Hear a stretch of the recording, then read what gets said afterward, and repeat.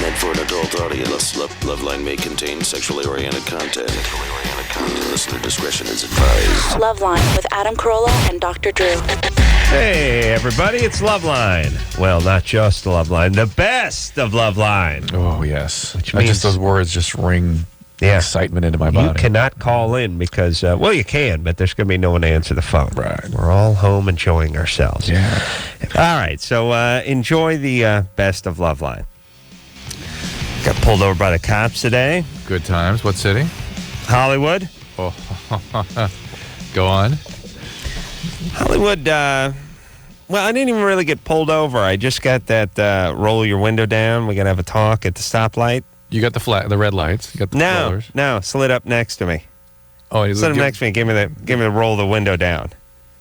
I try that with hot chicks every once in a while. They don't go for it. Yeah, then they call the police. Then I flash my fake badge. Yeah. I got, you see, here's... Oh, no, keep going. Well, the guy wanted to know how many dangerous and illegal lane changes I was planning on making, like in the next quarter mile or so, because when I drive... I just know you're not a smart ass, so what'd you say back? No, I immediately went into kiss ass mode. You got to kiss ass, everybody. Let me tell you something. Everybody, please listen. They do these specials once in a while, how to beat a ticket, how to get a cop not to write you a ticket. Yeah. Best way to get a cop not to write you a ticket is to make him not want to write you a ticket because you seem like a nice guy. I have found also that they hate excuses. You got to say, there is no excuse for my behavior. Yeah, I was wrong. You're right. Well, but this still falls under the heading of... Kiss ass. Yeah.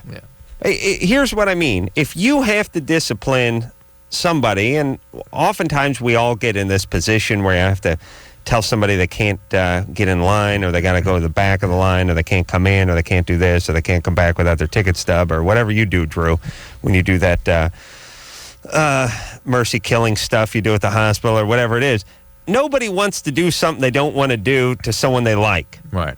It's much easier to do it to an a-hole. Right. And you're looking for excuses emotionally to do it. Right. So they're just hoping that you do something. Yeah. And so going to butt kissing mode, unless you get pulled over in Burbank, in which case you're getting a ticket anyway because they're just raising money over there. So just don't even kiss ass because you'll get both. Same thing. Okay. Yeah. So anyway. So I went in ass kiss mode, but here's my problem: is I drive with a certain vengeance, which is if somebody's getting in my way and giving me a prom and dragging their ass, I go around them aggressively. That's mostly on the freeway. Trying to make a point. Be fair to yourself. You do it on the freeway. But this happened to me on Hollywood Boulevard. Oof.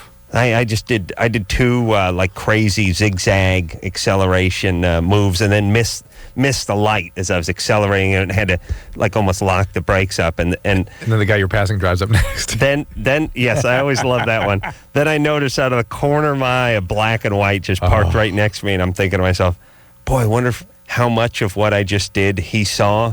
I hope if it was 5%, he's going to arrest me. Then he does the window thing, and I'm thinking, I bet he saw some of that. Then came the question about how much weaving and illegal driving I was planning on doing. I told him that was it. Did a little ass kissing. What'd you say? Just general. You look surly. Then he said, give me a reason why I shouldn't write you a ticket. And I just said because I'm an asshole. And he just laughed, and his buddy went, "Oh, you gotta see it on TV or something." So that was it. That was good. Yeah. All right. That just gives me more fuel to drive that way, though, Drew. Oh, no kidding. All right. Should we take some calls? Sure. Why not? No guests tonight. Yeah. We could go and talk about high school football. I saw something. I saw something on TV tonight that they used to do in movies that they don't do anymore. You know, we look for the stuff they don't do anymore. Yeah.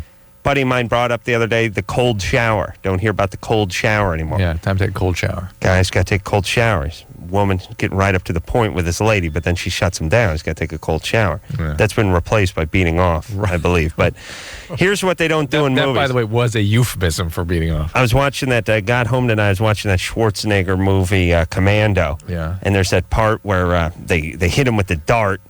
And by the way, Drew, do you get knocked out the second you get hit with a dart? Second? Only if it's coming out of like a long bamboo tube and has to hit you in the neck. No. Shot in the sternum with the dart, out of the pistol.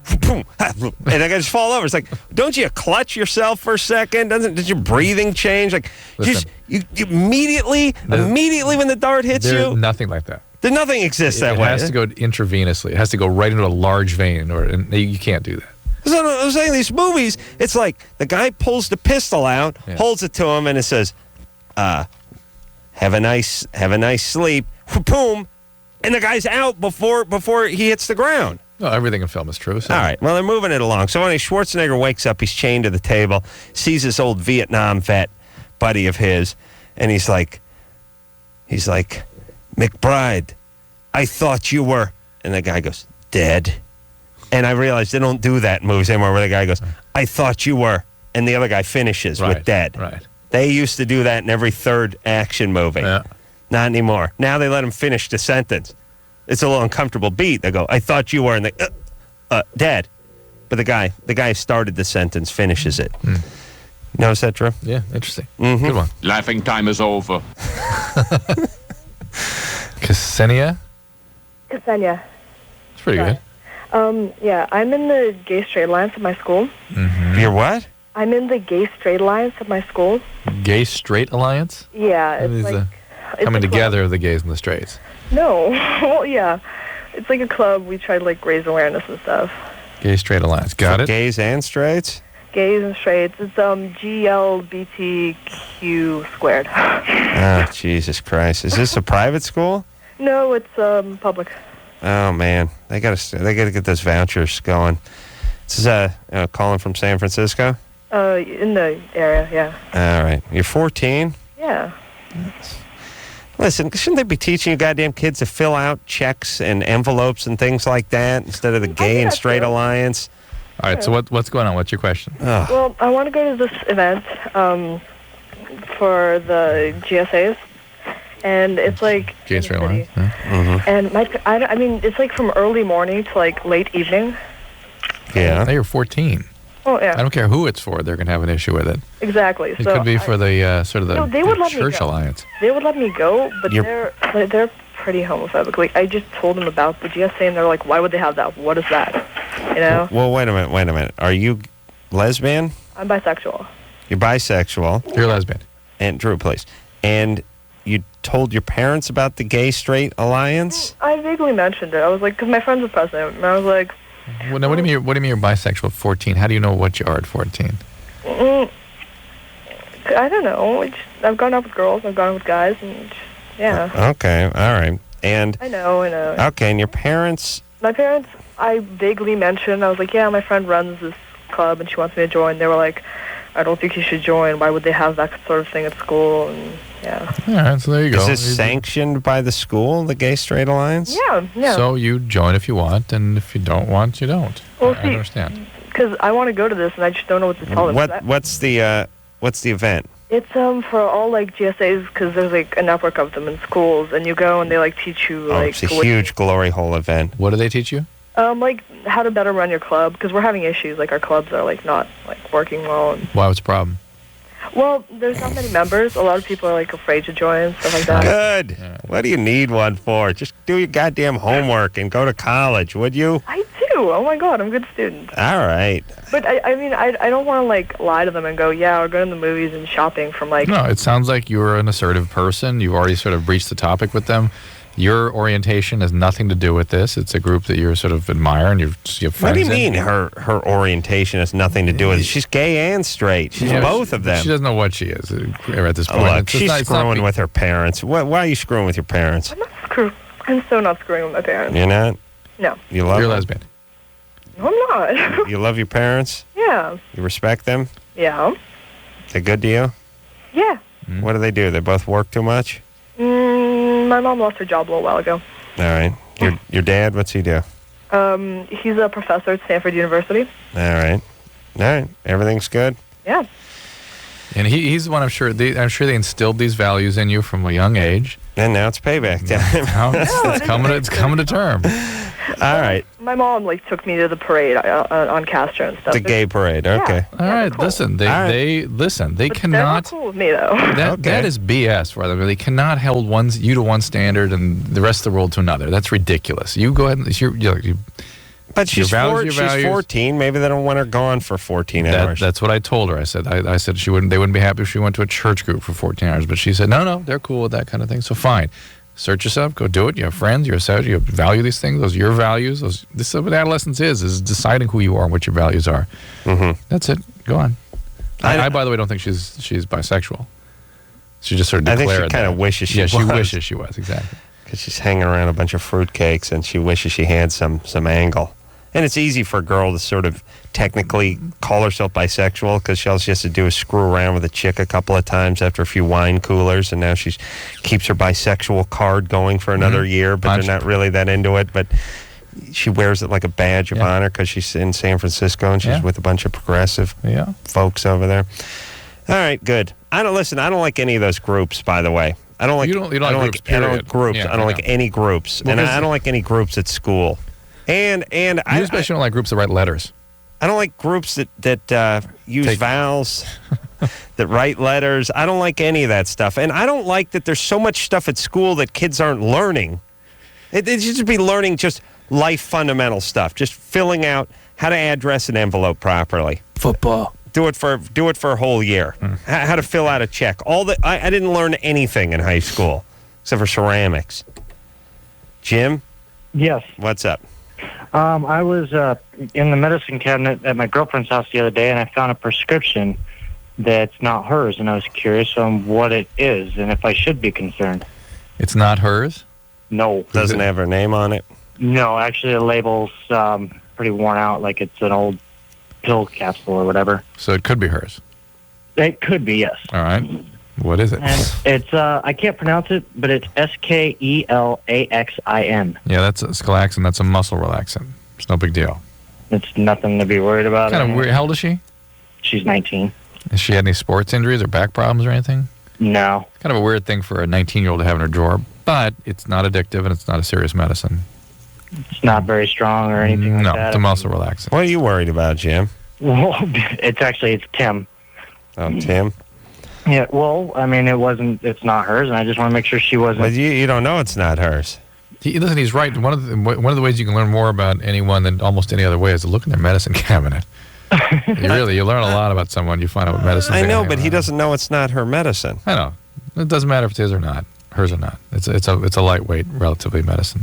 All right. It's a little weird for a 19-year-old. I mean, why 19-year-olds shouldn't be taking anything, frankly. Okay. Well, why don't you ask her about it, Tim? I will do that. There you but go. don't tell her you're snooping. Well, I wasn't. I was actually in there getting something, and I just happened to see it. All right. I guess I was. All right, but listen, Tim, don't worry about it in general. Don't think so much. All right, thanks. You're fine. She's fine. It's all good. All right. Good times. Yeah. I'm going to hang up the phone. I'll never think about you again. Thanks. All right. So it's like, in a way, maybe don't even exist. You ever think about that, Drew? No, they existed, I promise. I don't know. I know in your world, maybe other people don't exist. But Are you they so do. sure stuff's there when you're not there? Yeah, I'm sure. Convinced. Thoroughly. I've seen evidence. All right. You don't know. You don't know that stuff's there when you're not there. You don't know if your house is there. You don't know if New York is there. People dismantle the set. The man. Listen, The same guy that I don't had- claim to have all the answers, Drew. I just asked the tough questions. Eric, Yeah. you're 20? Yeah, Derek, bro. Hey, hold on a second. Hey, Too many. hey, listen to me. If I don't want any more Tims who are Jims or Erics that are Dereks. More girls. We need more women. I don't want any guys, but find out their goddamn names and write it down on the goddamn screen. And whatever I call you when we punch you up, that's your name. So next time it's Bill. Bill. That's right. Good. Billy Bob. All right, Billy, what's up? Oh, God. All right. No, I can't No, stand come on. I can't Come stand him on. already. I just want to talk to some women. Guys are so bad. Laura, Hi. you're 14. What's up? Yes. I've been taking Ritalin since I was in first grade, and I wanted to know how it worked. It's basically like an amphetamine, though it doesn't have any of the brain toxic effects that amphetamine does. And it has a paradoxical effect on people with ADD and ADHD, is when you are sort of sped up and hyperactive and have difficulty concentrating, paradoxically, these stimulants bring you down and help you concentrate. Okay. Something you really ought to think about getting off of when you're about 18, or by the time you're 18, Okay. in my opinion. Okay? Thank you very much. Hey, good times, though, right? Yeah. All right. See, she don't exist anymore. In fact, there's some evidence that Ritalin may have brain protective effect against things like cocaine. Well, Give me some of that. stimulants. Derek, Yeah. what's up? What's up, man? Nah, I got a little problem with my girlfriend, dude. Mhm. I don't know what to do with her. She's like, right now, she might be pregnant, but like I'm not sure by who because she's been going to see this guy, like back and forth, but like not really being with him. You know what I mean? Just like every like a couple times a month. She came home with hickeys a couple of times. You know, I just like me like an idiot. I'm still with her, but since she's might be pregnant, I don't want to just leave her. You know what I mean? And it might be my kid. You know, so I really don't know what to do at this point. How old is she? She's 19. She doing any drugs or anything? I know, dude. Not for like 4 years. Dr. Dude. Yeah. And what are you doing, dude? Not much, man. Trying to go to school, getting everything done right now. Mm-hmm. My life. Junior college? Yeah. Hold on, Drew. You could knock me over with a feather. Spatula, scrape you off Scrape the me ground. right off the ground. What are you studying over there in junior college? Do recording arts. Mm-hmm. Why? What do you do with that? Become an engineer? Nah, I want to be a producer. What kind of stuff you want to produce? Music? Yeah. I'm gonna guess classical. No. Jazz? Hip-hop. Hip hop. Yeah, hip-hop. All right. Hey, can you do a little beatbox for us? Nah, I don't do the little beatboxes. Okay. Wish we talked to Eric before I did that crank anchors thing. Yeah. He could have given us a whole list of hip-hop words. It's not Eric. It's Derek, I by the beg way. your pardon. Yeah. All right. So listen, Derek. Yeah. How far along is she, pregnancy-wise? Dude, she probably will be like a month now. She's a month. Okay. Yeah. Let me tell you the bad news and the good news. Yeah. The bad news is if she does have the kid and you do get a paternity test and you do find out that you're the parent, you're on the hook. Yeah. For that. The good news is all successful people in the rap industry have a couple of illegitimate kids, so you're well on your way. Yeah. That's right. Yeah, it's important not to get married to her, though, and to crank out a couple more kids from a few other hoes. See what I'm saying? Well, I don't know if the kid's mine or not. This dude's Puerto Rican, you know? Yeah. Well, then I guess you're going to find out. Then. All right, but... listen, was that bogus? No. It's just that Derek... Are you sure No, Derek, there's so much in this relationship. Hold on, what's your nationality? Dude, I'm Swedish. Okay. Well, that's bogus. Yeah, it's bogus. Okay. All right, we'll see you in hell. All right, dude? What? All right. Recording arts. All right. If the guy is if it's in fact a true story and the guy's Puerto Rican and he's Swedish, you should be able to tell. Right. Be that as it may, if it's also a real story, that's very, very obvious unhealthy situation with the girlfriend that's screwing other people, he's undoubtedly screwing other guy. There's a lot of. The only part that didn't sound bogus about that whole thing was the junior college part. Yeah, I'm not even sure he was up to junior college. That's sort of what struck me. It's like, really? You think there's like a AAA of like there's the major leagues. There's like a peewee college, minor leagues, and there's AAA. Is it like a midget college? College for midgets? No, but like under junior. Right. Bantam college. There really is no college under junior college, Drew. There's high school, but there's many high schools that I would argue are above the junior college level. The only thing that makes high schools a more learning rich environment is you actually have attendance and things. Oh yeah, you have to show up. Junior college is high school with no supervision. We ride a motorcycle onto campus and smoke cigarettes at the under the awning during a nutrition, then split when you want. See that's so it's prison with no guards. Leanne? Yes. You're 21? Yes. What's up? Well, I've been with a guy for about 8 months and we lived together, and just recently it's gotten really bad. He has a bad porn habit. Mm-hmm. He basically wants to do that all the time, just jack off to porn, never wants to have sex. Big deal. You're Get off fat. his back. Oh, Drew, please.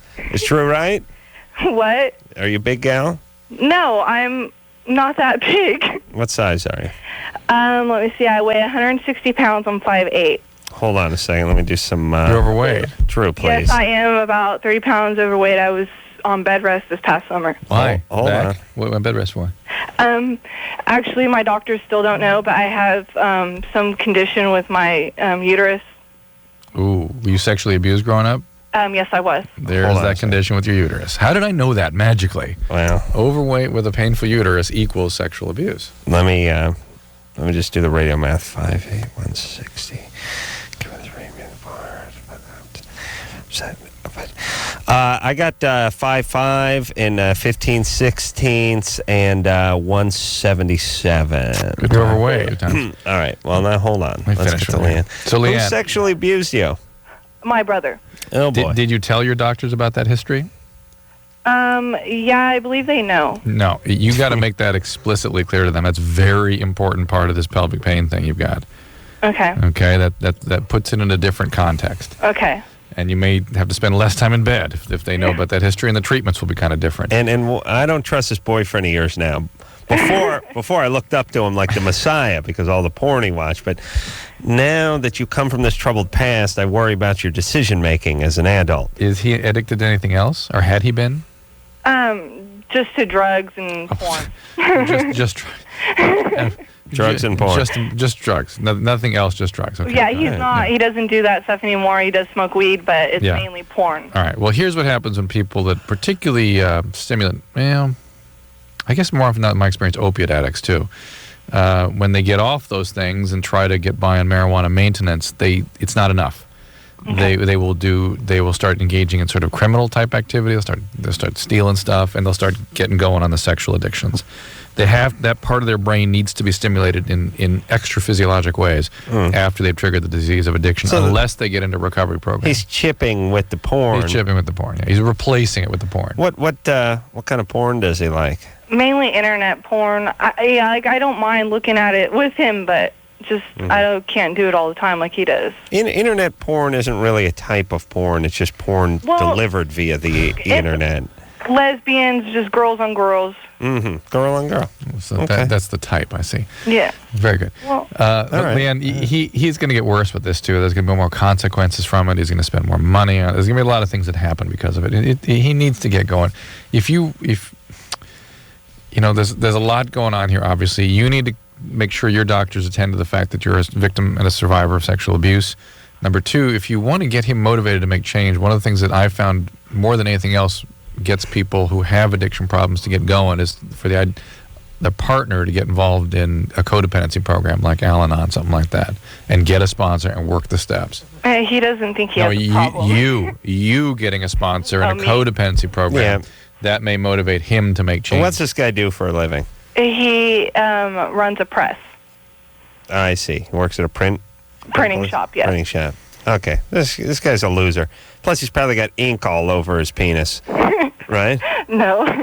I just, I get really upset, and sometimes, I break down emotionally, and I don't know if it's because when he rejects me, and I don't know if it's because I was abused when I was little, that I'm so dependent on it. No, it's that what you do when you've been victimized is you create relationships that reenact those traumas, and everything becomes that trauma over and over and over again. And we don't really know the biology behind that, why humans do that, but that's what we do. All right, so we're sorry for what happened to you, but you're an adult now. You got to get some help for it. And I don't necessarily trust this guy in the big picture. No. Once she goes to codependency program, she'll be thinking, hey, what am I doing with this guy? He treats me like crap. I need something more. That's it. And he will either get better or that'll be that. All right. Well, good times. We're going to take ourselves a little break. Good times, right? Yeah. Oh, yeah. Take a little break. LoveLine. We'll be right back.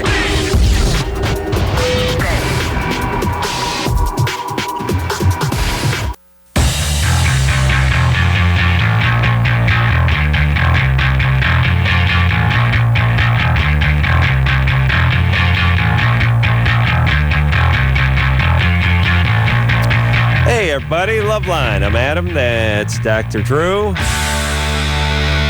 Phone number 1-800-LOVE-191-er. Yeah. Let me hit that reverb switch again. Hey, guys and gals out there in Radio Land. Oh, nice. Yeah. Westwood 1. All right. Yeah. Now, I think I got to plug my mic into that. Yeah, that's what you got to do. Go ahead, plug away. All right. You ready, Drew? Oh, Cover Anderson. Are you really want me to do this? Okay. Now You'll see why I never plug it because of the. Yeah, I know. Well, guess what? No, the buzz is over here on this one. me. No, I hear the Buzz buzz. is on this one too. It's bad. Hey. I'm going to do the rest of the show in reverb, Drew. No. Grace, you're 17. You're on line 6. Oh, you hung up on 5. Oh, screw 5. Grace, Yeah. what's up? Nothing. I was wondering if a girl can become pregnant while she's on her period. Girl's vagina's like a sports car. Yeah. Yeah? Yeah, she can, Grace. It's possible. Okay. It's not likely, but it's possible. It's possible. What's the percentage of it happening? 22%. Did you have unprotected sexual intercourse? Yeah, I did. When? When? Drew, you're getting in on my reverb. I can hear that. Stop it. I don't like it. When? About 3 days after I started my period. 3 days. No, I understand. Relative to this moment, when did that happen, the intercourse? The 28th of December. All right, so a while ago. Because why didn't you get the morning after pill? I don't know. I didn't. That would have been the smart thing to do. Yeah. And really, you should do that whenever in the cycle you have an unprotected. Naivete. You amusing yourself? Yes. No, but you're probably nothing you can do at this point anyway, Grace. You're probably okay. And, get a pregnancy test in 2 weeks and just be sure, but you should be fine. Hey, if I get some tape, put it on there where you did the entire lightning round and reverb. Yeah. Because I know you're way too lazy to hold it. Yeah. I don't think we need tape. How dare you, I think I can just wedge something in and let's see what it sounds like. Blah, blah, blah, blah, blah, blah, blah. Drop trout. Oh, we're all going to be in such hell. All right. Tonight we do a special reverb version of the lightning round. Oh, great. We got to remember to do that, Drew. Yeah. Oh, yeah. I'll be sure to remember. Good times. Let's speak to Dan, who's 22. Dan? Yeah. What's up? I'm 22, and I've never been able to maintain an erection with a woman. I can do it when I masturbate, and I'm seeing a therapist, but my question is it possible for it to be physical? I need medication. Well, medication would help it. Certainly things like Viagra are real good at helping people sustain an erection. Do you get real... Even at this young an age, that's possible? It's possible. Do you get real anxious and nervous when you're with a woman? No, I don't, and that's why it's very frustrating. Do you have any medical problems? No, not that I know of. You on medication? No. Have you been evaluated from a medical standpoint? No, I haven't yet. All right, that would be a reasonable thing to do. But the fact that you're able to maintain erection and masturbate normally suggests that it probably is a psychological problem, right?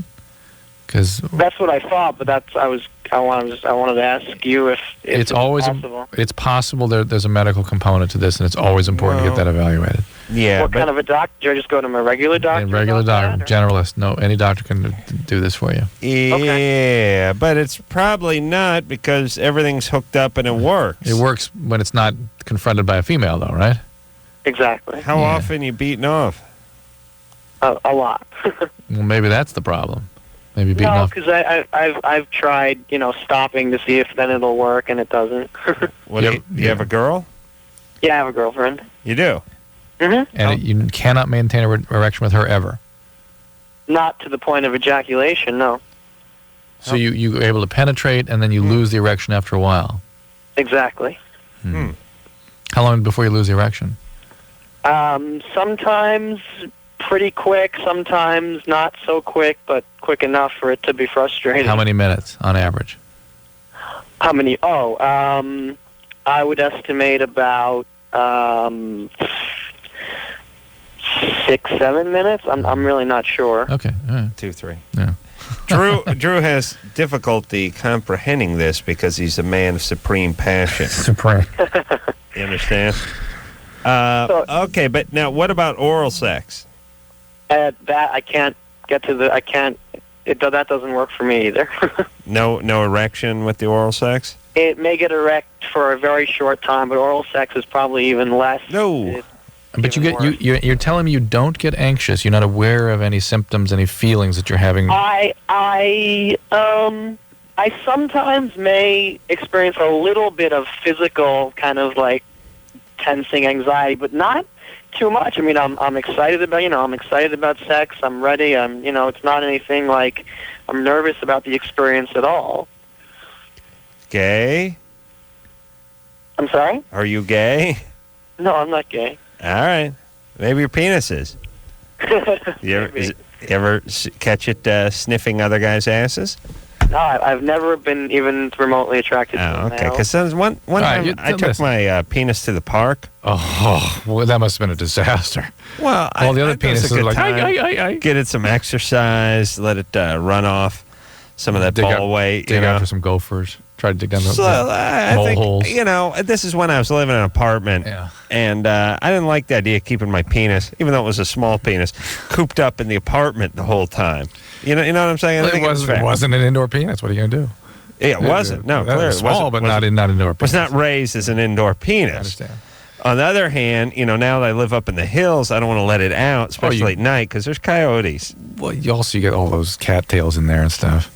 He gets caught in it. It's not so much about that and, tracking semen onto the carpet and that kind of stuff, but it's more about, like, I've had some friends that had their penises eaten off by coyotes. They didn't come in at night. Oh. You know what I'm saying? Yeah, that's bad times. You got the problem up at your place, too. We have bobcats. Yeah, bobcats. Bobcat penis is no match, even uncircumcised, no match for a bobcat. Yeah, but sometimes you can sort of decoy with the prepuce. Just take that and run. The foreskin heads that way, the penis goes that way, the bobcat's got to make a decision. Well, anyway, I took my penis to the park. Oh, yeah? And like I said, I was trying to sort of tire it out so when I got home, I could get some rest. You know what I mean? Yeah. Nothing worse than when the penis is up and you're trying to get some sleep. And it wakes you up to go in the morning and stuff. You take it out. It's an outdoor penis. What are you going to do? Listen, I went and got a drink of water. Yeah. I was going to just finish up with Dan. The penis found it sniffing this dude's ass. Oh, that must have been very disturbing. It's embarrassing. No, I mean, more than embarrassing. What do you care? It's embarrassing. That's the implication. All I can say. I know. Yeah. All right. So, Dan, I had to put the penis down some months later. Oh, it's a depressing story. Pretty painful. And undoubtedly, you beat it for a while before I put it down. Yeah. Dan, here's the deal. You're doing all the right stuff. You're seeing a therapist. Go have a thorough medical evaluation to make sure there's not some medical component, whether it's vascular, prostate, endocrinologic, something else that just has, neurologic, something. But undoubtedly, it's emotional. Yeah. Laura. I'm here. You're 19. Yep. What's up? I've been smoking weed probably for pretty close to 2 years now. Mm-hmm. And I feel like, I don't know, recently I just haven't really been enjoying it that much. And that's what always happens with pot. It starts to wear off, start getting a little anxious, a little paranoid from it, depressed, start having difficulty completing tasks. Like, I've noticed certain personality changes in me, like, since I've started, since I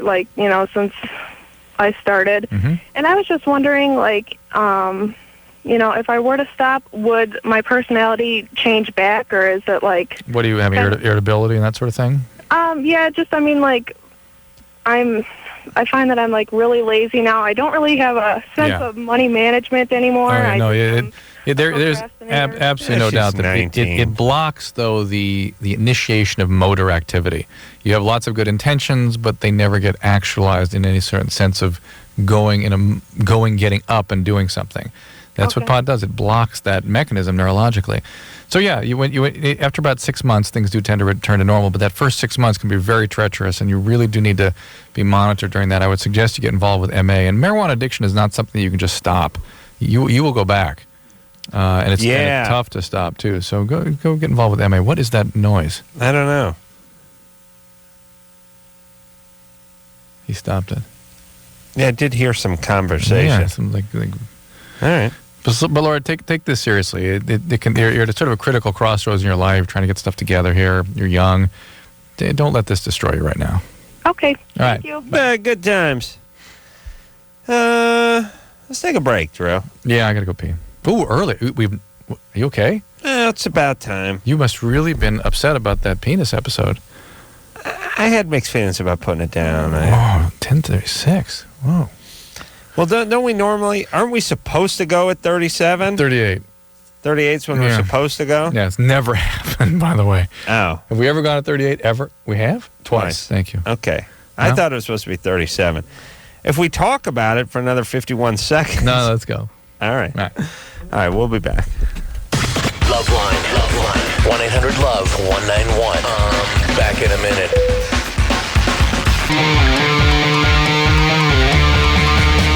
Hey, yo, LoveLine. I'm Adam. That is Dr. Drew. Phone number 1-800-LOVE-191. Yeah. Oh, yeah. Oh, yeah. Drop it, trow. Drew. Yeah. I'm this close to drop and trow. Yeah. Woo! Tell you what. Yeah. All right, we're ready to roll here, Drew? Yeah, here we go. Ooh. Nope. Excuse me. Five. Let's go, guys. Doink and We're trying to doink. get 5. There we go. Hey, hello? Hello? What's your name? Evan? What's up, Evan? I like shows that call the people caller. What's happening, caller? All right. Oh, boy. There we go. Marlene. Caller. Caller? Caller? Caller, this is host. What's up, Marlene? Hey. Hey. Hi. I'm kind of from Glendale. Yeah, I was kind of wondering, like, where do you kind of draw that line where it's, like, not, like, just discipline anymore and it's kind of like child abuse? It's a hard line to. It's not a hard and fast sort of. Well, we'll decide who's doing what to you. If they do it in a way where there's an intent to hurt, if they do it with an object, and if it's something that's done routinely, especially, that's abuse. Okay. Yeah. There's really no reason to hit a child. The reality is, there's absolutely no situation in which there aren't much better and more effective ways to discipline kids. Yeah, tell me about it. Yeah. But, like, seriously, I don't know what to do anymore because I'm, like, 15, you know? I, like, tower over my mother, and, you know, she kind of gave me a smack, and I'm all... Really? Yeah, and, yeah. All right. I don't really know. It's, like... Was she? Is she What? Mexican? What is she? Armenian? What is she? Well, She's got to have a race. She's got one of those smacking mom races. yeah, well, just for this... We're going to call it Mexican because all Hispanics are Mexican, so... There's no cookies in my box. Yeah. Yeah. Yeah. Where is she from? Central We're America? Nicaraguan. Nicaraguan. We're Nicaraguan. I used to work with some guys who were Nicaraguan. They would always have trouble with that last part. They go, "Hey man, I'm Nicaraguan." We're a great bunch, though. Yeah, good bunch. You know, the Nicaraguans, they don't like it when you confuse them with the Mexicans, and the Mexicans don't like it when you confuse them with the El Salvadorians. But us round eyes, us gringos, we don't know. We don't care. It's all the same. Yeah, see, you know what? I'm going to start a movement, and we have to just make it either all Puerto Rican or all Mexican. Yeah, well, here's, you know what, Marlene? I'm glad you brought that up. Here's the way I'm going to do it. East of the Mississippi, Puerto Rican. West of the Mississippi, Mexican. That's it. I'll get away with all these South Americans and the Central Americans and the Nicaraguans and the Sandinistas and all. Let's lose all that Can stuff. we do the same for the Asians? That's Yeah. confusing. Chinaman. It's all Chinaman. Yeah. Okay. How about I'm with you. What do we do about the Americans and Canadians? They're fine, just white. They're cracker. American just whitey. juniors? I don't know. No, that's just whitey. We don't need to make a distinction with them. I personally don't ask around, are you Canadian? So it's not an issue. Yeah. You hate Canadians? No, she doesn't ask around. She doesn't know. I thought you said she hated Canadians. No, not an issue, she And said. don't care enough to ask either. Oh, I see. All right, so anyway, you're Nicaraguan, and your mom, even though she's little, she's feisty. Yeah. They got chili pepper in their blood, those people. I suggest you put a limit on it. Tell her to just cut it, to make it very clear. Stop. Because my dad, you know, he doesn't lay a finger on me, and I then know. she gives my dad a guilt trip about, hey, it's your fault. Yeah, of course. Well, She and doesn't tell her then anything. in the Look culture at her. and They call me the sympathizer. Look at you. In And the- she gives my dad a guilt trip, and then Why is Marlene so likable? I like her, yeah. And see, in the Likable. Latin culture, the male the father's not a disciplinarian; he's a sex partner, and the mother actually does the discipline. I see. This is what I've learned. I see. Mm-hmm. I see. So Marlene's. Nicaragua, yeah. Yep. And your dad is your boyfriend, and your mom is your prison guard. Jail keeper. Yeah. Yeah, Okay. that's good. That's All right. So you doing okay there, Spicy? good. I guess. I don't know. But Marlene, if your mom will not stop, call Department of Social Services. yeah, but I feel like a retard. Like, yeah, my mom, get this, she smacked me. And No, that's not a retard. That's just fine. It's not too. She's smacking. She won't stop. What about getting your dad involved? You know, my dad, coolest guy in the world, and kind of like, it's all like, his logic, it's all like, your mom's insane, leave her alone. Yeah. Well, that not bad. Yeah. It's all like, leave her alone that week. Not bad logic on his part. However, obviously, she won't leave you alone. So there's a problem. You know the sound. Watch out, predict. When your mom whacks you, does she go, "Hi"? I wish. It would be some comic relief. Oh, really? She kind of mouths off and talks about the revolution and how I don't know how hard it is. Yeah. Oh boy. I know. Oh. It's a wonderful, wonderful situation here. Yeah, that'll be another 200 years to get that out of the generation. What's your dad do? Job? Yeah. This is going to be shocking, earth-shaking. I know what my dad does. He's a photo technician. All right. Great guy. Yeah, you got to get your dad. Well, that's good because you'll be good with men. Notice how sort of appealing she is because she likes her dad. Yeah. You know what I mean? She's got to have a That's nice true. She's not interact with her. angry. Yeah. She likes men. Yeah. She likes her dad. She likes men. But although I'm my dad's kind of a puss. Kind of. That's kind of, yeah. He's like a little more than kind of a puss. Want to just say colossal and put it in reverb? Yeah. I'm too lazy to grab the lean thing. forward. But I wonder about these dads that just sort of hang out, and the moms are freaking on the kids. Yeah, some girls would develop some very intense resentments against dad for not helping them, for not interfering. What's up? I mean, and Drew, I don't know if you got this situation either on the home front, but this crap goes on over to my house. I lay the law down. Mm-hmm. I get up or lean forward and start poking people with the stick that I use to get their attention. I'm going to actually get up off the sofa. But I use my tension stick to get... there's no way I would let my wife start beating the crap out of my kids. And I'm sort of sitting there and kids coming to me going, Mom's beating the crap out of me. And I'm going, well, you know how she is. Just stay at it. I just go in there and start yelling at her. Yeah. Doug? Hey, you guys. How you doing? What's happening, Doug?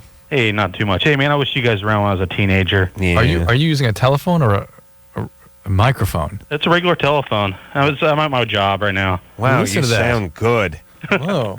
You sound real good, buddy. It's a telephone company. Wow. We got high-quality equipment around here. No kidding. Oh, my God. Let's move over there. Forget this Westwood One crap. Are you calling from the telephone company? Yeah. Jeez, that's nice. Hey, thank you. Sweet. We could talk all night, buddy. I don't think they're going to pay me for that, though. Oh, okay. Between Marlene and Doug, we're styling. What is your question? Hey, I got a little test of your infinite wisdom there, Adam. Mm-hmm. I'm going to test your car knowledge here. All righty. Shelby Daytona Coupe. Mm-hmm. Something uniquely special about that car. You know what it is? Didn't we just see one the other day? Nah. No. Isn't that what we were mucking around with over at the car show? No, I didn't see a Daytona Coupe What over was there. that? No, there were the 3 Shelbys there. Oh, that was a 427. No. Yeah, the old Daytona Coupe. Well, what's unique about it in terms of... Historical. Well, it came between the Cobras and the GT40s. No, not that part. What it do that made it such an American car? In terms of winning it things? Was built. Yeah, there you go, winning. There you go, winning. What it do? First to win a Formula One? Was the only American car, the first American car to win like the sports car championship. Close. World Manufacturing. World Manufacturing Championship. Yeah. You're close, man. You're good. Yeah. Well, it caught on fire at 24 hours of Le Mans, and it was a wood car.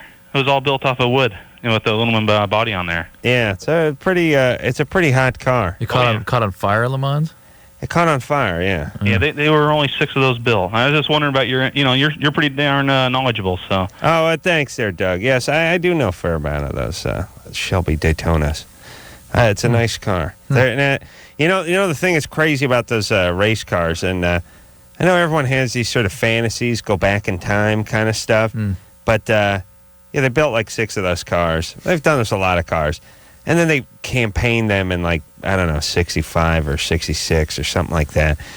Maybe 64 or 65. And then they only ran them for 1 year. And it won the manufacturer's championship. And then they got rid of them. And then so they had to sell them, And selling an old race car is like selling an old race horse, Like, it ain't much good a couple of years later. I mean, technology races on. Right. So they sell them. They give them away, They're like, I don't know, we'll take $4,500 for whatever. Now they're worth $4 million. And we're not talking about, Napoleonic days. Right. We're just talking about, later 20, 60s. Yeah, 40 years ago. You could have got one of those cars in 1970 for $10,000. Ugh. You know what I mean? That's $3 million. It's crazy, right? Yeah. Melissa, Yeah, hi. you're 19. Yes, I am. What's up? Well, is Dr. Drew there? I'm here. Okay. Well, how should I start? I kind of have this problem. I wouldn't consider myself promiscuous, but kind of. Anyway, so I'm 19. I like to go out, have a good time. I consider myself or think I am attractive, but I develop these attachments really quickly to different guys, and they're not calling me back. And it's You having sex with these guys? yeah, and more than that, I become obsessed. Oh, I thought she was going to say anal. I seem to think that I'm in love, and I know it's, psychological, and sex is very emotional for women. I know that, but how can I, detach myself from the situation? I mean, I know I shouldn't. Okay, hold on, Melissa. This is going to take more than a couple minutes, so we're going to take a little break here, all right? All right. And then we're going to get back to you. But this is an interesting topic, really. Yeah. This will be a lesson given to all the young ladies of our program, even the ones from Nicaragua. Here it is. Bottom line, it sucks being single today. Tons of lame people and no decent prospects. Call the Dateline. Call the Dateline. Call the Dateline. 1-877-889-DATE. LoveLine will be right back. So get your problems ready. Ready.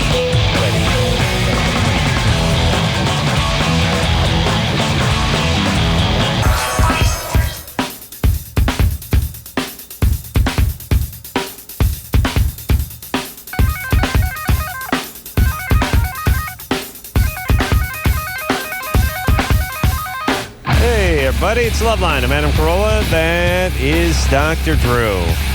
Phone number 1-800-LOVE-191, but don't use that number to call this show.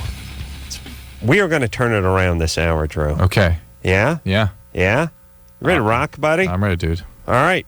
Careful. Just do it! You might be dropping trowel. Yeah. Yeah. Uh-oh. Maybe a little lightning round tonight, huh? Haven't had one in a while. Well, it's important that the kids find out what the weather is out there. And then, of course, traffic conditions. Oh, yeah. I heard one the other day, driving out, let's bring this up with you, dryer in far right lane. There's actual dryer. Yes, Far dryer. right. Interesting. Nice. Yeah, look out for brake lights, everybody. Got to hear that traffic report every 8 goddamn minutes. Oh, I got to straighten this city out, Drew. And the weather, please. Courtney, Yeah? you're 14? Yeah. What's up? I'm writing a term paper on physical abuse and the effects on children, and I want to know if Dr. Drew had any information for me. Yes. Look at a book called Traumatic Relationships and Serious Mental Disorders by a guy named John Allen. Oh, she's not going down to the... I'm just telling you, that's got a lot of really brings you up to date on the current thinking about trauma in childhood and its effects on brain development and later behavior and relationships. Yeah, but she didn't call here to tell her to see some Squares book. That basically, when a child is traumatized, two things happen.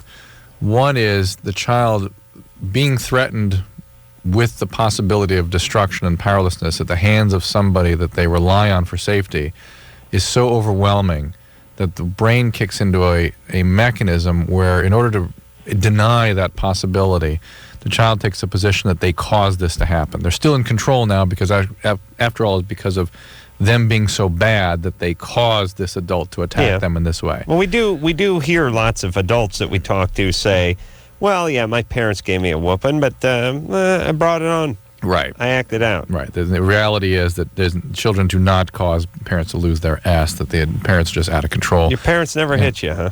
And want to hurt the kid. And the other consequence is the child loses the capacity, or very quickly loses the capacity, or trauma survivors we see lose the capacity to explore the minds of their caretakers. They deny the contents of people's minds. It's too scary to start looking into other people's minds because in there is the possibility of finding somebody who wants to destroy them. And so they turn from the developmental strategy of using other people's minds to determine and develop a sense of self and regulation of self to more primitive auto-regulatory strategies. Drew, do me a quick favor. Use the dictionary. Look up boring. Boring. Now listen. Hey, it's the listen. Wait a minute. Listen. Boring.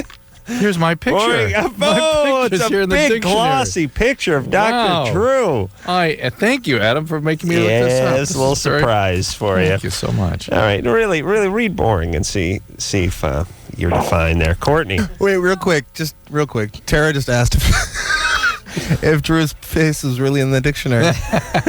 She was 100% serious. Oh, poor Tara. Don't call her target. Boring is causing boredom. In a way, I'm envious of Tara and her It wouldn't life. be nice to go through life like that. Yeah. The state of being bored. So now let's look up bored. Yeah. Bore. To what? Kind of pierced with a twist. It's ironic kind of that you're boring people with your definition of boring. Is your very definition of boring is more boring than you are, Drew? One that causes boredom. God damn it. And boredom is one who is boring. So Yes. All right. Hey, Courtney. Yeah. What grade you in? 8th. 8th grade. Yeah. And you're doing a term paper?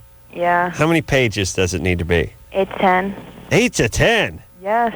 Holy Christ, it's a Magna Carta. I couldn't fill up that many pages when I was in the 8th grade if I just put one letter on each page and ended up spelling the word aardvark. Okay, well, don't get mad at me, but I didn't get the title of the book. Oh. Traumatic relationships and serious mental disorders. So, Courtney, you do everything on the computer now, right? Sometimes. You get on the internet, find whatever information you need for a paper, and then type it up? Not really. No. Is everything typed? For the final draft, yeah. Is everything typed now, Drew? When your kids do a paper, is it all typed? They write stuff. No, I wonder why they make such a big deal about learning cursive and all this stuff. Right. But ultimately, yeah, they do type a lot of stuff, and they learn typing as quickly as they learn writing. I found a board. Good. Here we go. Something that is devoid of interest. Yeah. See also D. Pinsky. Yes. That's right. And then you'll find the picture that Tara spoke of. Laura? Yeah. You're 15? Yep. You ready to challenge Drew in the dictionary game? Yep. Well, I have a dictionary. You do? Of course. Hit it. Do me a favor. Yeah. Hit it against your head so we can hear it. All right. All right. I didn't hit it against my head. I hit it against the phone, but... No, against your head. Against your head. All right. All right. You hear it? Barely. Drew, I'm trying to kill a few precious brain cells before we actually go to work. There's Drew hitting his head with the dictionary. All right, Laura, you ready to go to work? Of course. Now, wait a second, Drew. Yeah? We just looked up something in the dictionary, so I'm thinking maybe we take one call and then we get back to the dictionary game. Okay. All right? How about not? What's that? How about we just do it now? How about we just do it now? Yeah. Let's see. Drew, look up bitch, would you please? All right, quiet down. We'll do it when I'm good and ready. Hang on. We take one call. Jesus Christ, these smart kids. You know, the first part of smart ass is smart. Yeah. Yeah, you're halfway there, just being smart. That's right. Just hang on there, Laura. We'll take one call, and then we'll get to you in the dictionary game. John? Hi. You're 16? Yeah. What's up?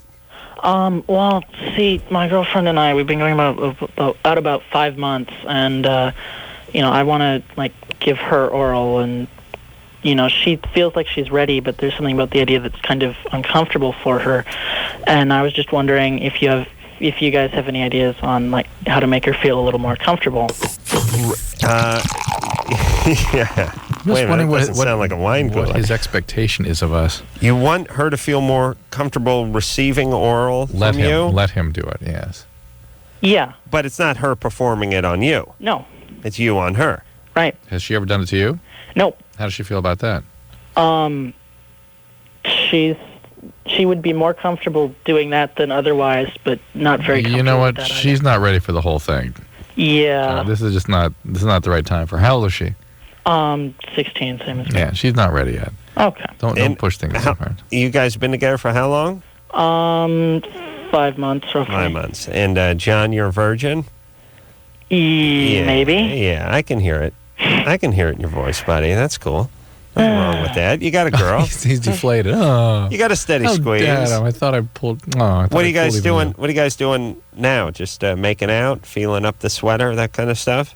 Yeah, second base. Second base. Second base. Second. Although every time he says second, it sounds like he's saying sucking. Second. Second No, base. I think it's more of a sort of a rounding first, is what he's really saying. What have you seen bare boob yet, John? Oh yeah. You have? Mm-hmm. On the internet or on her? On her. Interesting. Yeah. All right, I've, John. sucked on it. You sucked on bare breasts? Yeah. Wow. Yeah. That must have fogged those big glasses up. No glasses. All right, context. So, John. Yeah. Yeah, just take it slow. You got a good All right. thing going here. Okay. Then you guys start feeling more comfortable. Okay. Yeah, don't worry about it. All Just right. take the pressure off yourself. Okay. All right, and good times. Good times. All right. I got to perform. Laura? I'm sorry, Adam. All right. That's all right. We are going to look up a series of 3 words. One at a time. That's best of 3. One at a time. When we have to read you the definition. When you have the definition, you must shout your name, and then you must come up with the definition immediately after you shout your name. If I hear any page flipping after you shout your name, I'll know you're cheating. Okay. All right, now, Drew, I need you to take the dictionary, and you just set it down. Right side up, please. And just take both hands and put them up my ass. All right. Ooh, Well, there very we are. good. Please take the medical ring off. All right, so both hands on the console there, Drew. Laura? Yep. I need you to set the dictionary down. Yep. All right, is it set down? Yep. Where are both your hands? On the dictionary. Okay, take them off the dictionary. All right. Let's set them next to the dictionary. No contact with the dictionary. Watch it, Drew. Yeah, you're like, All right. You ready? he reaches over and shoos my hand off the Trying make to sure think there's of no contact. Trying to think of the first word. The first word is computer. Computer.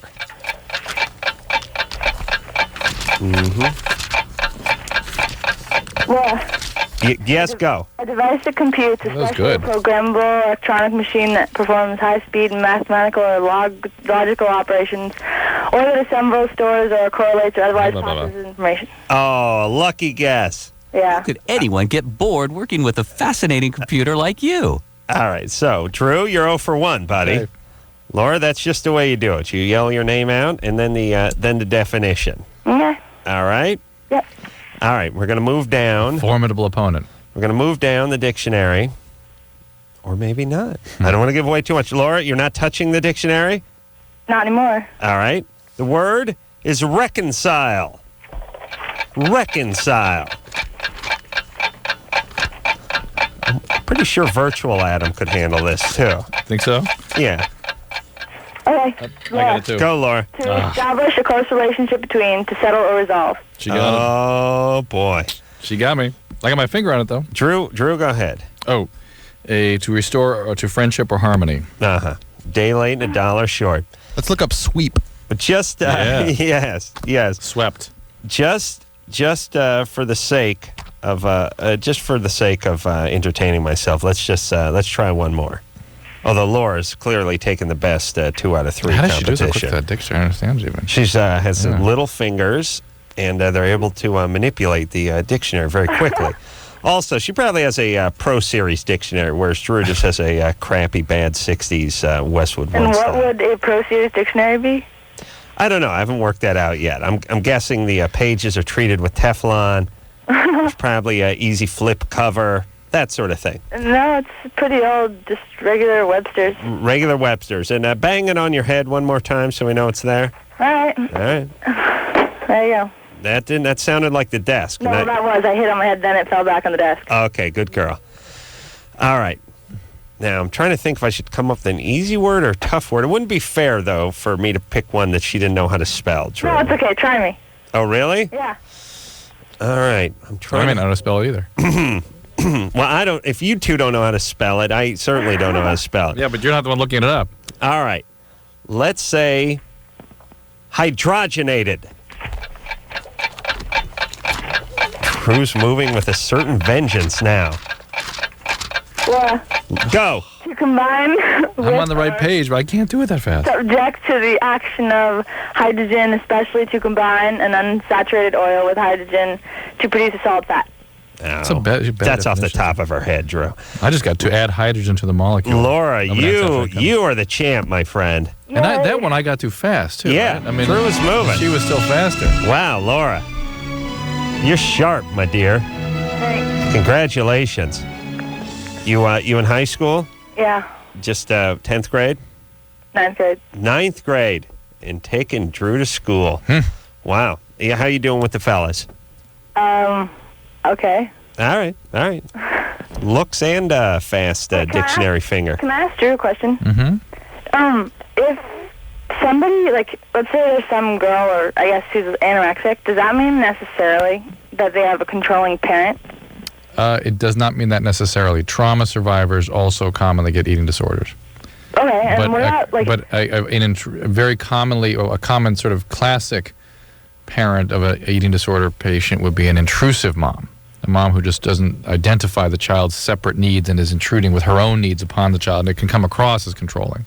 What about two parents where, like, one is more lenient than the other, so that one is always kind of trying to, in front of the kid, they're kind of debating, like, oh, no, you're being too soft, oh, you're being too... Wait, is this your parents? No way. All right, well, then forget it. It's hard to know what you're describing, but it's somewhere in there was some trauma, I suspect. Wow. Speaking of trauma, what about the trauma Drew suffered at the hands of There's 9th no way, grade think Laura? about it. Put another one out there. There's no way I could keep up with that. I mean, that hydrogen, I got too fast. Yeah, I know. And she was... She's nimble, this one. Didn't sound Asian either. Ask. No way. Laura? Yeah? What's your nationality? Just Caucasian. Yep. See that? See who says we don't come smart once in a while? Drew always putting down women. Oh, yes, we do. All right, baby doll. Thank you. We'll see you in the Supreme Court one day. No, I think... Okay, yeah. All right. Fantastic. Let's talk to Ashley, who's 17. Ashley? Hi. What's up? Okay. Every time I go for a pap test, they cannot find my cervix. They never find it, or it's never been found? No, it has not. Is there a problem getting the speculum in? They have to use a small speculum? Well, yeah, they get the smallest one, and... Well, that makes it difficult already. Really? Okay, Yeah. but see, I've tried different sizes. Like, I think they try like 2 different sizes, and they could get it in, but all they do is poke me, and they can never find the cervix. All they can do is poke you.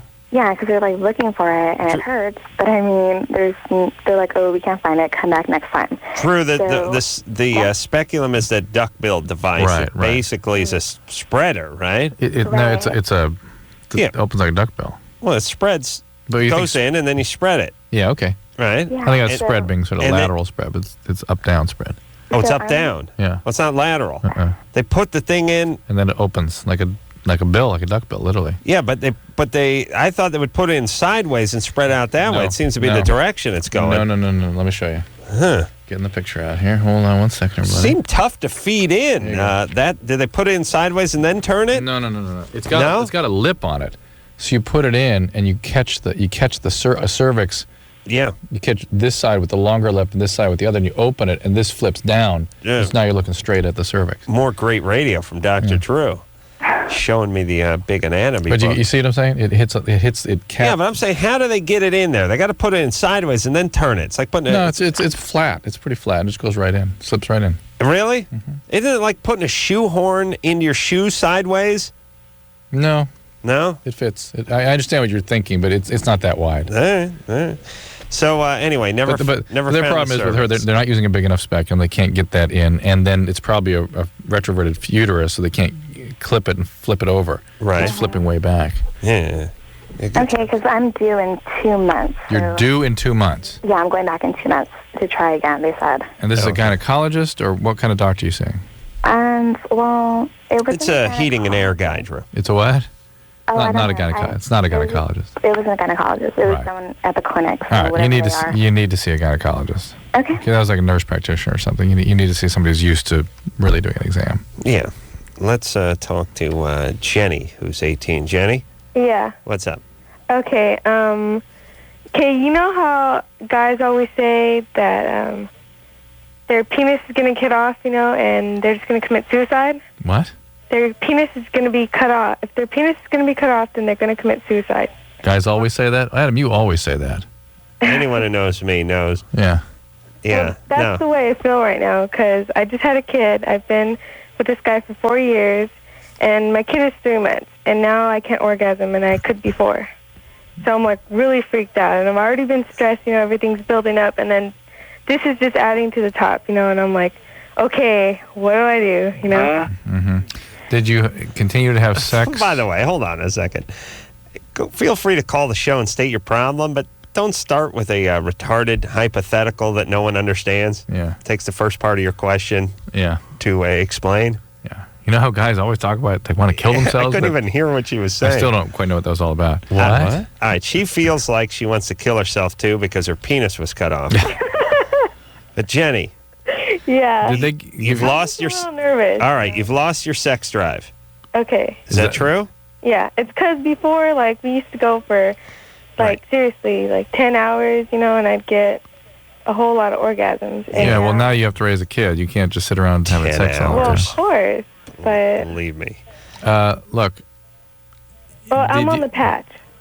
All right. Good. Can turn your radio down, Screwball. Okay. All right. Well, let me talk to her again. I know, but we want a whole nation of tards raising kids? We got that. That's what we have. We got to move. I'm trying to think where. Mexico or Canada? Let me think. Aye! The beaches are better in Mexico. Yeah, but... Jenny? Yeah. All right. So, were you on the birth control pill ever in the past? Or any other form of hormonal contraception? So this is maybe a reaction to that. It can also be a reaction to the pregnancy. Very often for that first year after delivery, women have a marked drive in their sex drive. You also could be depressed, get a postpartum depression, and that can drop off your sex drive and affect your orgasmic functioning. So there's a lot of things can be going on here. You need to go talk to your obstetrician about it. It's very common. Yeah, do you think she has an obstetrician? Somebody delivered that baby. Well, that's just a county. Jenny? Yeah. Do you have a doctor? Yeah. You do? Uh-huh. Why is that so tentative? I don't know what that means. Because Drew, look up tentative for Jenny. I don't know the definition of that word. Oh, okay. Well, meaning... Why do you sound so unsure of our asking about the doctor? Well, if she doesn't know, then I'm going to be pretty much left with nothing, I mean... All right. Well, first of all... I know it's not postnatal depression because I only went through that for a week, and that's already passed. All right, well, you know. And what about, are you married? No. Where's the guy? In a boys' home now, but he got a home pass. I hope he's not listening. He's what? He's in a boys' home? Boys' home. Yeah. Phoenix house? But he got a pass. Yeah. So he can use the bathroom? How does that work? So he can use his... Well, he was at his mother's house. He gets a home pass. Drew, let me ask you this. You got a pass to go home. Jenny, how old is your child? 3 months. 3 months. Can't you give the kid up for adoption? Give it a fighting chance? So it's too late now. I'm a good mother. Oh, and yeah. I'm actually very intelligent. Oh, I know. Sharp's a whip. Yeah. Tentative. Okay. So Jenny, is this guy, who are you planning on having sex with? Him. Him, because he's got a pass now. Because he's my baby's daddy, and I love him, and... Yeah, no. And he's getting in trouble with the law, right? Well, yeah, but the thing is, like, he didn't have a father, and to him that was really important. Having a father. Yeah. Yet magically he's going to create the same thing for his child, no father. Right. Possibly, or he could become a better one. Yeah. Has anybody... Right, that's true. That's one. Those are the two possibilities. That's right. Or there's a third, which is he could replace the Sultan of Brunei as the richest man in the world. Yeah. Jenny. Yeah. How are you supporting your child and yourself? Well, I had money saved up for a car, so... I see. using that money, plus sometimes my mom buys diapers and such. Oh, okay. And had some car money saved Yeah, up. baby, raising a child is about the equivalent of purchasing a cheap car. I've said it. I've said it many times. My parents spent upwards of $400 on me and my sister combined. Jenny? Yeah. No more kids, though, right? No. No? No, Okay, just- no more. All right, here's the deal. So listen to me. It could be the normal changes of having had a pregnancy, or it could be the patch you're on. In either case, you need to talk with the doctor about it because there are things they can do to help you. It's still possible that you're depressed, even though you don't really specifically feel sad. There are other things that can be part of postpartum depression. Let me ask you this. I don't know why it reminded me of this, but I was thinking of the hall pass with the bathroom and the kid. What's going on in this country that every goddamn bathroom outside of your own house needs to be locked up? Like, Yeah. I go to the dentist office. The guy's in a high-rise in Beverly Hills. In Beverly Hills. I mean, he's right on Wilshire, right in the heart of Beverly Hills. I got to take a leak, so I come into the guys on the 4th floor. No, there's the men's room. I'll just take a leak here. Oh, no, door's locked up. You want to take a leak, you got to go in and get the blue toothbrush. That's the male, the pink toothbrush. And then you got to walk around like a retarded kid. You go to a gas station, although none of the a-hole gas stations in this Los Angeles County actually let you use their bathroom. But back when you could, you'd have to drag like a car rim with a key on it or a paddle with a key on it. Can't we be trusted to take a leak? What's going on? Like, what happens? Is there going to be a steady stream of folks going up to the 4th floor of the Beverly Hills high-rise building, the commercial building, so they can... with a tagging pen? So they can just spread fecal matter all over themselves and then stab and rape somebody as they come in? Like, can't we just go ahead and head in and take a leak? And by the way, these buildings already have security guards at the front you're signing in with and calling upstairs and stuff, right? Every commercial building, you want to take a leak, you got to go get the keychain from the dentist or from whoever is in that building. What the F? What is that? Is this more lawyers? Like, what are you going to sue? Like if I just go upstairs and see the men's room and go, I'm going to take a leak, and I open the thing and I slip, is it, I get the building now? I slipped on some bum urine? Jesus Christ. What's going on? What is happening in this god-awful country of ours that man cannot take a leak anymore? It's become too dangerous to, is it from a legal standpoint, to leave bathroom doors open? The hell is going on? Yeah, it's strange. You know, everyone bring it up to whoever they need to bring it up to. I'm always the a-hole because I'm bringing it up to the dentist. Why can't you leave the goddamn door open so I can take a leak without asking for your permission? And it turns you into a jackass because you're like, especially if you got to double down. Had a couple cups of coffee, you take a leak on the way in, and then you're stepping out. It's been an hour and a half later, you realize you got to go again. It's like, yeah, I'm going to need that big novelty-sized molar with the key on it. Yeah, I got to take... Oh, again. Yes. I'll be taking a leak again. Like, I have to announce this to everybody, and then you make it... Well, I'm just washing my hands. I'm not going to go. Number one. Certainly not number two. The hell is this? All right. We'll get into this more when we come back. Hello. This is your radio. LoveLine will be right back.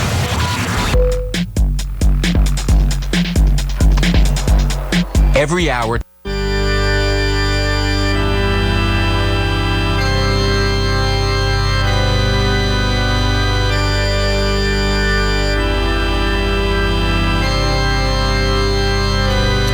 Hey, everybody.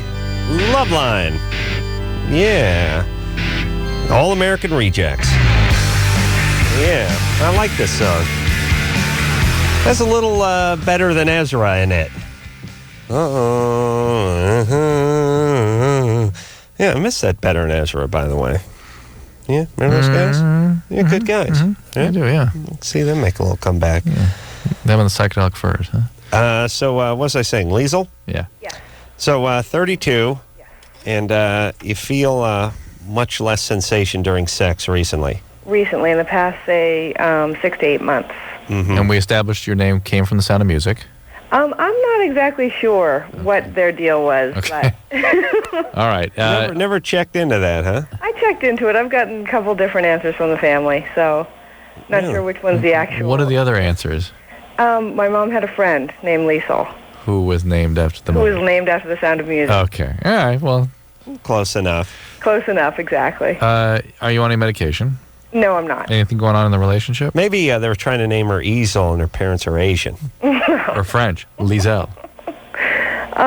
No, but they would say Easel. No, but Liesel. All right, Drew. Touche. Yeah. So, anything going on in the relationship right now? Actually, I moved from where I was with him, and he's still back there. He's still in Connecticut. So, All right. it had been about a month and a half, but it was going on for like 8 months before that, 6 to 8 months maybe. A lot less sensation, and I'm wondering if it's just my age, what I can do about it, that sort of thing. Are you getting menopausal symptoms, anything of that sort? No, my periods come regularly and all that good stuff. And no other medication, nothing else going on medically with you? Allegra, off and on, for allergies, that's it. Allegra D or just Allegra? Just regular Allegra. All right. I would tend to look at the relationship and see what's going on there, and because if you really are not, your body tells you things, particularly women, when the emotional component of the relationship is sort of not where it needs to be. Guys do too. It tells them they're hungry or it's time to beat off. Yeah. Those are the main messages the male body sends. Anything going on? I've been with him off and on for 5 years, and certainly we've had our ups and downs, but I don't think it's the emotional side. I think it's more physical on my part. Do you feel like something biological is going on with you? Yes. Have you been checked out recently? I went for like an annual about 6 months ago, and everything was fine. But how do you know something physically is going on, especially with women? It's hard to tell, but listen, internally, seriously, like internally, it's just the feeling is not there as much as it used to be. And like I'm saying, I don't know if it's my age, if I can do some certain exercises, or. Have you had a child? Nope. Mm-mm. And is this a long distance relationship? Well, it's ended since I moved away. I mean, we're talking on the phone, but we're open to seeing other people and so forth. We're not keeping it together. We were together off and on for 5 years. I think you need to find a guy who's going to rock your world. Yeah, I think I'd so. love to. Yeah, I think I really have a sense that if somebody came along that you're really into, this would change a little bit. I really do. And if not, then you really need to go have a complete medical evaluation. And sometimes perimenopausal symptoms can come on. You're awfully young for that, but it's possible. And it can certainly change how you experience yourself sexually or other medical conditions as well. Brent? Yes. You're 24. What's up? Good. I had a question about, I was reading about smart recovery as opposed to AA. You mean rational recovery? Yeah, there's Hold on. recovery and smart recovery. Are you on the speakerphone? No, I'm on my cell phone. All right. Continue. I'm an OxyContin addict. I've been clean for about 31 days. Yeah, well, you don't just stay with traditional 12-step right now. Don't. You're not in a position to be making decisions. Let's put it this way: in terms of what's considered standard of care, in other words, by your insurance company and by the state review agencies, basic 12-step for an opiate addict would be considered standard of care. What's smart recovery? These are other variations on 12-step themes. Really, when people do rational recovery or smart recovery well, they end up doing the same thing as a traditional recovery program, and stick with what is known, the best thing that's available, that has the highest probability of being effective. And really, for OxyContin addict, you need to be in a very structured, preferably residential kind of model for many months. Well, what is smart? Like, I guess the beef that a lot of people have with the 12-step program is that it seems to be religious. Precisely. And so smart recovery would be sort of the atheist. There are attempts to get that piece out of it. But it's a misconception. Really, all that higher power stuff is really ultimately just an attempt to either just give people the sense of security and faith that things will work out, that they can be powerless over these things, their disease, and if they need be a relationship with some idealized other, if that's important to them. But really, the real thing here is just to feel secure and have faith that letting go and experiencing the powerlessness won't destroy them. Yeah, but don't you have to do this in all facets of life? You know, I mean, when the president is giving a speech and he's saying, God willing. You have to use your own interpretation. Yes. Yeah. The Lord will seek divine mercy on it. And you have to just, you're constantly doing that as a semi-atheist or at least a thinking man in this society, right? Just sort of pull God out, put nature in or spirituality in or whatever it is. And then nowhere more than in recovery is where you've got to make it your own. It's there to help you go through the process, that's all. All right. I can't talk about it. I can't take another coos call, Drew. Come on. Find me a big You're jug call. We don't got one. And by the way, I announced to the phone screeners a good year ago I wanted some big jug calls back on the air, and we've gotten 2 in the last 40 months. Let's talk to Lauren, who's 15. Lauren? Hi. What's up? I'm going out with this guy, and he's 2 years older than me, and we've been going out for now 2 weeks, a little over 2 weeks, and we've had sex, but the other night he was over, and we were with a couple of friends, and they were in the other room, and we were about to, we weren't going to have sex, but we were just going to, we were kissing, and it was going to get more serious, and he said, bring your friend into it, or bring my friend. And he's like, bring her into it. I want her to double team with me. And I just This is a very sweet guy. Very perfectly reasonable request. Very nice, compassionate. Just a regular guy. Yeah, and so he kept on, and I just kept saying no because I didn't think that was right. And Lauren, this guy's a dick. Get rid of him. I swear to God, you will rue the day you stay with a guy like this. The thing is, Drew, look up rue. And God. Right. He took my virginity, so it's kind of hard. It's more. It is difficult, but you made a mistake thinking this guy's going to be around for a long time. Yeah, and the thing is, and then a week after. Will you listen? If you've been listening to the show for a while, we opened in the first hour. We made the sort of statement that the way people should approach relationships is cut your losses. All relationships that aren't working, cut your losses. Don't go, well, they took my virginity, I got to make it work. No, realize what's going on here and cut your losses. Okay. Can you do that? Yeah, I'll. And don't get caught up in this. He took your virginity BS. He's an a-hole. Okay. Any extra hour spent with this man is a wasted hour. And it sounds like dangerous to you. Is it dangerous to your emotional health, your physical health? He doesn't love you the way you love him, and that's unfortunate. But that's all right. It happens to everybody. Well, not everybody, but you learn. It doesn't. It happens to a lot of people. Well, everybody has a little unrequited love in their day, right? That isn't reciprocated. That's very common. I just kind of I just said, then would you care if we brought your friend into it? And he's just like, no, I would feel uncomfortable. And whatever. The point is, it's all about him. He doesn't care what you want anyway. Yeah, and in 2 weeks in a relationship, this guy's bucking for a threesome. It's ridiculous. You tell me. With a 15-year-old, he's 17. You got to tell your parents. Well, she's not going to do that. Yeah, that would really. Just break up with the guy.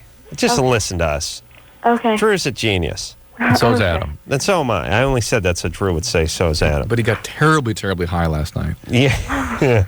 What are you going to do, Drew? There's a lot of peer pressure going in this Hollywood parties. I noticed that.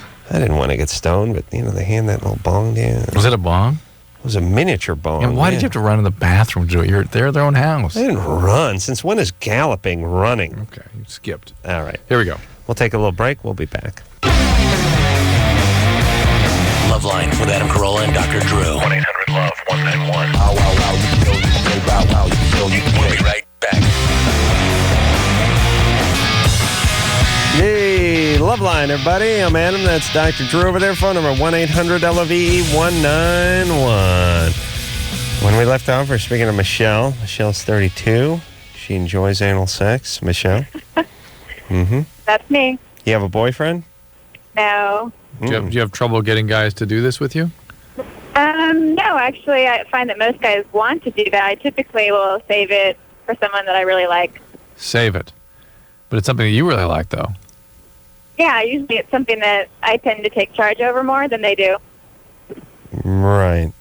I didn't really answer, Drew's, why you're saving it for some guy that you really like when you really like it. You know what I'm saying? It's for you, not for him. Right. So but why it do you... has to be the right guy. You hold the guy. The guy is very sensitive. This guy is also true, though. I know she's not there. I need self insurance. Say Civilization. the No. What living? I'm No, you're not. Really? And how do you prep? Like, if you know there's going to be a night of anal ahead of you, what would you do? I don't do anything. She just goes right ahead. No, don't want to move your bowels or anything earlier that night, or nothing? No, I would think if they'd be more cautious, but no. And do you have the guy wear a condom? Yeah. All right. Yeah. Good. And you're not self-conscious at all? I mean, I would give myself a good working with the loofah, for instance. No, why would I be self-conscious? Well, you might be self-conscious because your cheeks are spread and your anus is gaping, and a guy poking his penis in your thumb.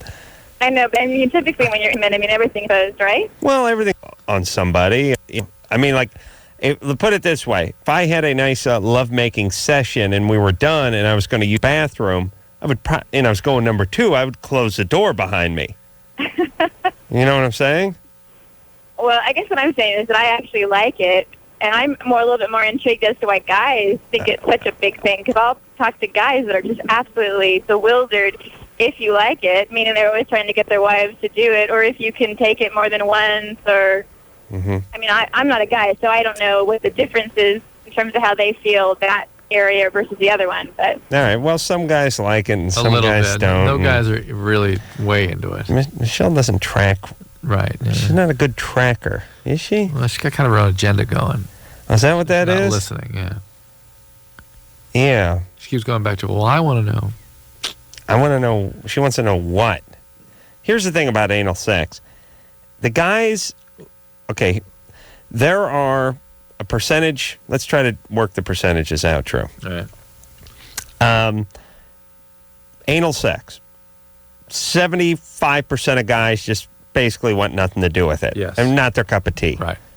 And I know that sounds like a majority of guys, but it is. I mean, if you had if you had 4 guys in a room, 3 guys would just maybe they tried it, but it's not on their radar. In that 3 would be couldn't care less, and guys that couldn't care less, and guys that absolutely don't want it. Yeah, it's not. I'm not saying all those 75% are repulsed by it. Right. It's just not their cup of tea. Right. Couldn't care less. Not interested. Okay. Then there's the 25% who are into it. I would say that that's for me. I would say that 5%. No, let's see. A fifth. I would say of that 25%. Yeah. 15% of those guys are into it for this sort of domination thing. All right. Like, I want to nail you in the ass, and the more you don't want me to do it, the more I want to do it. Okay. That those guys would be sort of scared away. Not necessarily scared away, but they would run out of steam if they had a woman every night saying, wrong place. Yeah. Put it here. Yeah. Right? Yep. So there's really I would say about 10% of guys who really just flat are into anal. Yeah. The sensation. Yeah. And if you want it every night, I'll give it to you every night. And if I hook up with a woman who's into it, God, more power to me. Right? Game on. Yep. Right. Do we agree on this, Drew? Yeah.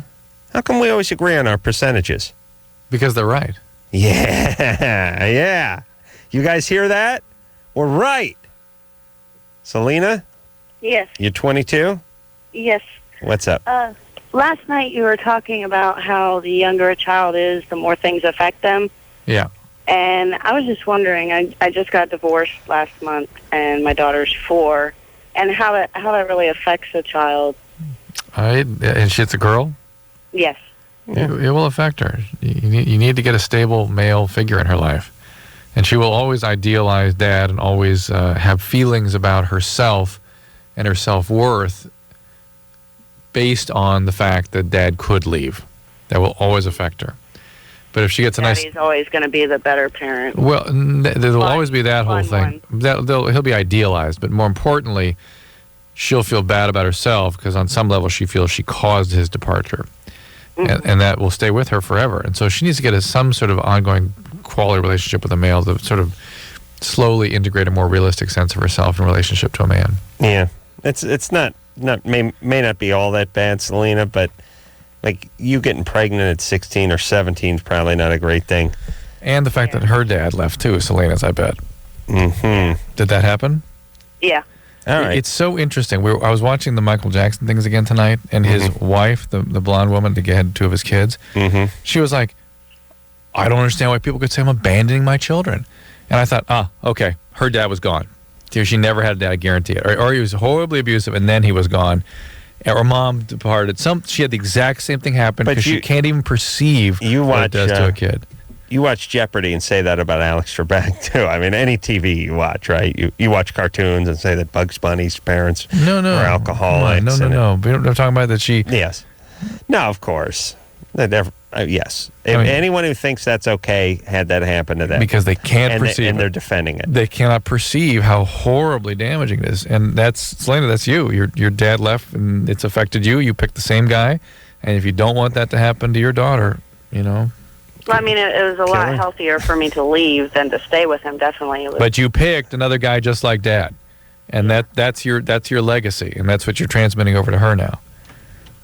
All right. So there you go, Selena. There, sleep well. Thanks. All right. Well, listen, baby. It's not a death sentence. You do well. Don't pick any more losers. Take care of your daughter. Don't have any more kids. How many kids do you have? 1. That's it. Okay, that's enough. Good. And this guy's down the road. He's out of... He's in the military. He's in Kuwait. Good. Well, maybe he'll get shot over there. I'll keep our fingers crossed. Find a stable guy. Don't keep trying to solve your dad problems. All right. Let's quickly talk to Scott. Yeah. 1 minute. All right. Scott? Hi. Scott? Yeah. You're 24. What's up? Yeah, I just think your percentages on the guys who like anal sex are a little, low. Way more guys are into anal sex. Every guy I know is... They love it. Maybe it's my group of guys, and me personally, I had a girlfriend, and at one point, that's all I wanted to do. Well, yeah, I could see if it's something that only you wanted to do, then it would seem like it would be a higher percentage. Right. I'm not saying. I'm saying 25% of guys are really into it and do it regularly. Right. That's we're talking about 50 million people. It's a pretty good chunk of society. Now, I'm not saying, as I stated, I'm not saying that the 75% who aren't into it think it's yucky or scared of it or haven't tried it. I'm just saying it's not something that they're really into. Part of the regular thing. I just think with a lot of percentage of guys who they try everything else and they got to take it to the next level. They want to at least experience everything, and I just every guy I've talked to, it's like that takes it up a notch. He's not tracking. Scott's an idiot. Scott, all right, listen, we got 5 guys right here. Let's be honest. It's getting embarrassing. Scott's into it. I'm not counting. Okay, 6 guys. Right. I'm saying counting Andy and Brian and Anderson. Right. I've tried it, but I'm not into it. Show of hands, people who aren't really into it. Okay. All right. Andy's into it? So yeah. It's 4 out of 5. All right, 4 out of 5 over here. All right, well, that's a little less. That's 20%. But that's the number, yeah. Yeah, but even security guard Andy, you're into it, but I'm going to get too personal here, but is this on the menu every time you're intimate? This is Easter and your birthday, right? A little more? Once a year? Yeah, that's what I'm saying. Okay. We're talking about with girls, too, right? Not with guys? Yeah, I understand. Sorry, buddy. We're talking about with guys. I know, that was unfair. That was unfair of me. That was unfair. You're right. I owe you an apology. We'll be back. All right, guys. Bottom line, here's the deal. Looking to hook up? Sick of wasting time with the wrong person? One call's all you need to make. Call the Dateline. 877-889-DATE. LoveLine with Adam Carolla and Dr. Drew. 1-800-LOVE-191. Wow, wow, wow, you can say bow, wow, you can We'll be right back.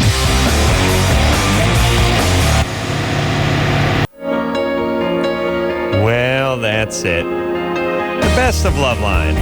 which after all is better than LoveLine because it's the best. I want to thank everyone who made the show possible and say until next time. This is Adam Carolla for Dr. Drew saying mahalo. This has been LoveLine. The opinions expressed on this show are not necessarily those of the staff, management, sponsors, or this station. The producer for LoveLine is Ann Ingold. LoveLine is a presentation of Westwood One Entertainment.